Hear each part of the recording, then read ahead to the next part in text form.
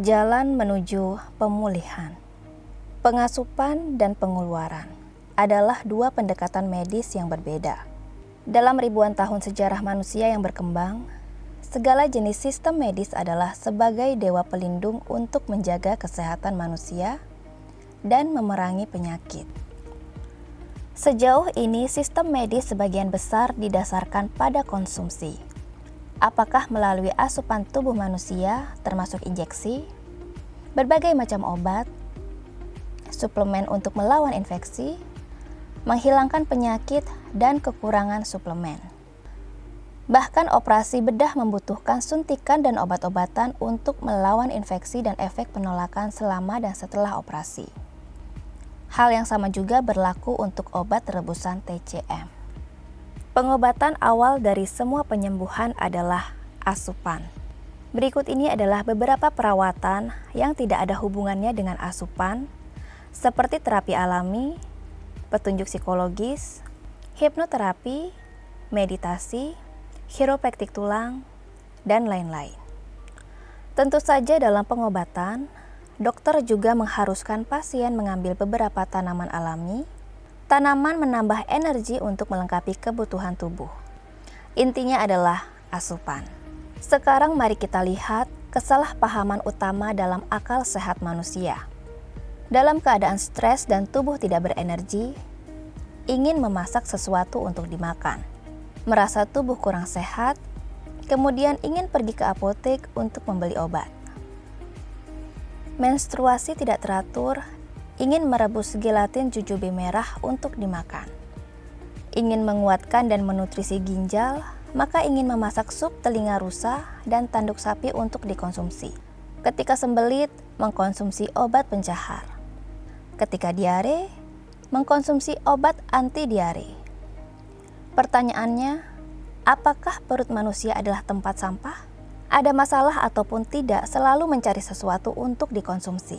Bila berguna, tubuh harus menyerap, memilah, kemudian memetabolisme. Bila tidak berguna, maka usus dan lambung menjadi tempat pengelola sampah. Dari zaman dahulu hingga sekarang, kita dapat membaca buku metode pengobatan TCM. Hanya ada satu hal yang harus dilakukan, yaitu adalah melancarkan qi dan darah.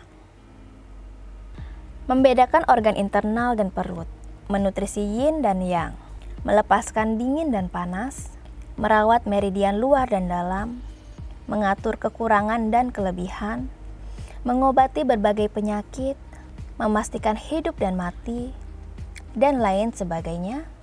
Semuanya menunjuk pada satu-satunya tujuan, yaitu melancarkan qi dan darah.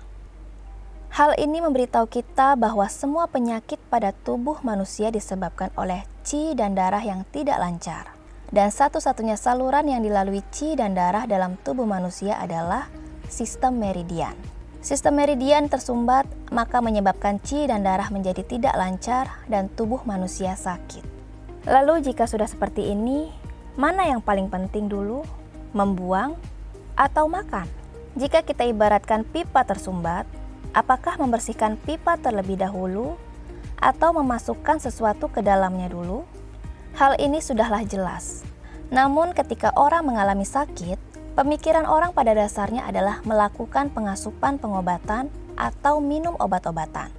Oleh karena itu, ini juga merupakan akar penyebab banyak penyakit kronis yang tidak dapat disembuhkan dan semakin diobati semakin ganas seperti kanker, diabetes, penyakit tiga tinggi, stroke, asam urat, dan sebagainya. Cara pengobatan bertentangan dengan arah rehabilitasi, dan hasilnya tentu saja merupakan kerugian. Pada zaman Tiongkok kuno, orang berpikir bahwa obat dan makanan untuk kehidupan manusia itu sumbernya sama, yaitu diperoleh dari makanan. Untuk orang yang sehat, tidak perlu menambahkan vitamin, suplemen, atau zat energi apapun selain makan normal. Karena semua persediaan yang dibutuhkan oleh tubuh telah diperoleh dari makanan, maka saat meridian yang menyerap nutrisi dan memetabolisme tersumbat, organ-organ internal tidak dapat mengubah energi yang cukup dari makanan, Maka ketika tubuh memiliki penyakit, pada saat itulah kita perlu mendapatkan bantuan kekuatan dari luar. Pada zaman kuno, setelah ada penyakit, baru ada pengobatan. Di zaman modern, setelah pengobatan, baru ada penyakit. Nama-nama penyakit saat ini semuanya dinamai berdasarkan kehidupan medis. Semakin detail klasifikasi subjek medis, semakin banyak penyakit diobati dan semakin banyak muncul penyakit. Sebagai contoh, 9 sistem kedokteran modern tidak dapat menjelaskan dan mengobati berbagai jenis penyakit kulit, penyakit hati kronis, dan lain-lain. Sehingga pengobatan barat hanya diklasifikasikan sebagai penyakit sistem kekebalan tubuh. Penyakit masuk ke tubuh kita, berubah menjadi parasit, berlipat ganda dan berkembang biak di dalam tubuh. Tujuan utama dari semua pengobatan adalah untuk membawa pergi, termasuk cara pembedahan pada pengobatan barat. Ini artinya mengeluarkannya keluar tubuh. Bila tujuan dari pengobatan medis adalah untuk menghilangkan penyakit, mengapa tidak ada satu ilmu kedokteran yang memiliki metode mengeluarkan? Karena tidak peduli pengobatan jenis apapun, disiplin ilmu apapun, selama akhirnya bisa mengeluarkan penyakit, maka tubuh secara alami akan kembali sehat. Dalam masyarakat saat ini, pemahaman dan pengertian orang-orang tentang pengobatan TCM adalah untuk melancarkan meridian dan mengeluarkan penyakit yang pada dasarnya tetap pada obat rebusan dan akupuntur. Sebenarnya selain obat rebusan dan akupuntur, pengobatan TCM juga memiliki terapi batu, moksibusi, bimbingan, dan pijatan. Bukan hanya semata-mata buku kedokteran sederhana, melainkan buku ilmu kehidupan manusia tentang bagaimana hidup selaras dengan surga, bumi, dan alam. Keharmonisan pada yin dan yang mengatur pada 4 masa. Hukum alam dan bumi seperti matahari dan bulan. Mengatur langit dan bumi, dan 8 arah mata angin, dapat membuat umur panjang dan sejahtera. Inti kehidupan terletak pada qi dan darah. Kunci kesehatan terletak pada keseimbangan tubuh manusia, yin dan yang, kekurangan dan kecukupan, dingin dan panas, qi dan darah yang mengalir di seluruh tubuh, dan jaringan meridian di dalam tubuh kita. Qi dan darah mengalir berdasarkan meridian.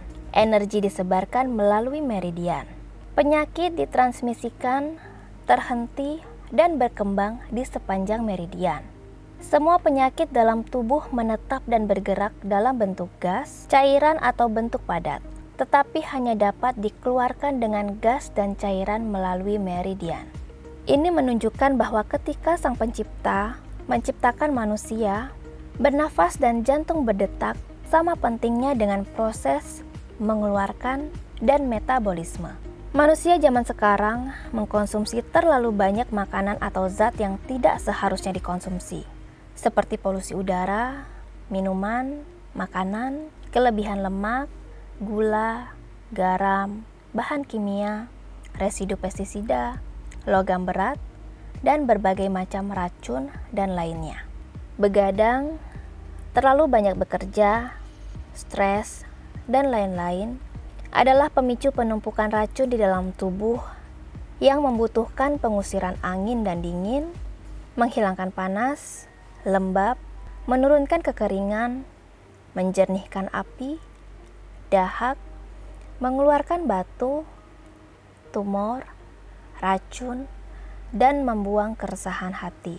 Dapat dilihat dari hal ini bahwa ketika orang merasa tidak nyaman dan perlu mencari bantuan medis, sangat penting untuk meninggalkan konsep dan kesadaran medis tradisional. Pilihan perawatan asupan atau perawatan pengeluaran untuk penyakit, hasil akhirnya akan sangat berbeda. Orang zaman sekarang ketika sakit tidak membuang penyakitnya dahulu, malah sebaliknya, sibuk menyuntikkan dan mengkonsumsi obat ke dalam tubuh. Terlepas dari efek samping berbagai obat yang disuntikkan dan dikonsumsi tubuh, dapat mempersulit proses mengeluarkan. Apakah sisa-sisa penyakit yang dibunuh dengan obat dapat dimetabolisme keluar dari tubuh?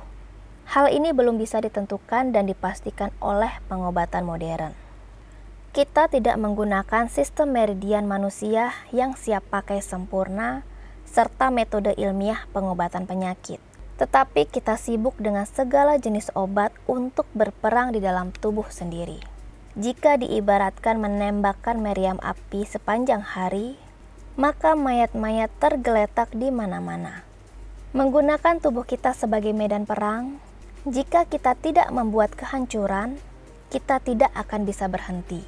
Ini adalah mengobati penyakit atau berpenyakit. Ini kehebatan pengobatan medis atau kebodohan manusia.